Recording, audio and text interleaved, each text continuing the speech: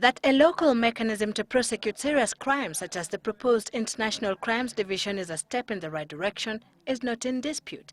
However, debate on whether such a division is really necessary, how it should be designed and what crimes it should handle is getting heated. You cannot replicate or purport to replicate the ICC in the guise of an ICD. What we are targeting here is a court, and I think it has well been put, a court that is going to respond to the current international crimes as they are commonly known, and which cannot be dealt under customary international law.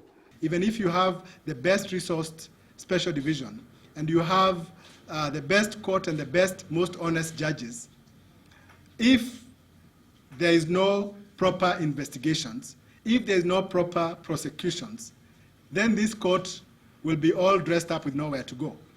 It will be a white elephant.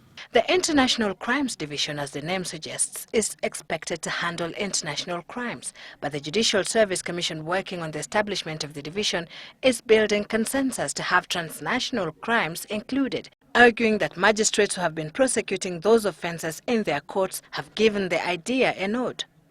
It is true, they have been busy, they have been trying cases, but one thing they said very clearly is that the nature and the complexities of some of these emerging crimes is such that at the moment they don't feel that they are fully equipped to try them as of now. Some stakeholders, however, find the mix problematic. It would require amendment of a whole range of penal laws, evidentiary laws, procedural laws. A whole range of laws would have to be amended. Now, for you to do this, you must undertake an in-depth audit so that you do not create inconsistencies, contradictions in the whole framework. Others consider it a diversionary tactic, since transnational crimes are already being prosecuted at magistrates' courts with considerable success. Let us set up a proper ICD that will focus on post-election violence, because that is a big elephant in the room. And let those who are supporting the ICD explain to Kenyans how exactly this will unblock the wheels of justice with regard to post-election violence, before they bring in terrorism and counterfeiting and drug trafficking and all those other things. Because for me, if you set it up that way, you are basically just finding yet another excuse not to deal with post-election violence. The sad and painful truth, and we must face it, is that at present there are no cases arising out of the PEF that can be prosecuted before the ICD.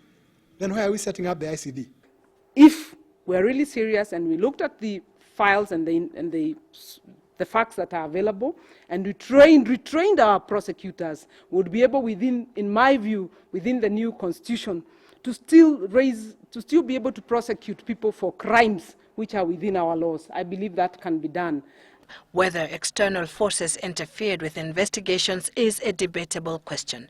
However, to block any such interference, it has been proposed that the ICD be a self-contained organ, complete with a trial chamber, a prosecution wing independent of the office of the DPP, and an investigative unit independent of the police. You have to ask yourself, one, why has the DPP, despite his independence, not brought these cases before the court? How will that new prosecutor be able to override the DPP and bring these cases? So the problem is not technical. The problem is political. It's a question of political will. If there was political will to prosecute post-election violence, prosecutions would have been going on in good faith for the last 5-6 years. We have a habit in this country of trying to deal with issues by creating new institutions instead of strengthening existing institutions. The DPP says there is already an existing ICD unit in his office with highly trained personnel to handle complex international crimes. He sees no need for a parallel unit in the judiciary. He proposes that other players involved, such as the police, should set up similar units. Of course, it will be necessary to have interlinkages for efficiency, efficacy, and speed. A stakeholders meeting discussing the sticky issues surrounding the establishment of the ICD wrapped up its deliberations yesterday. It's however yet to make its resolutions public. Sylvia Chebet, Citizen Weekend.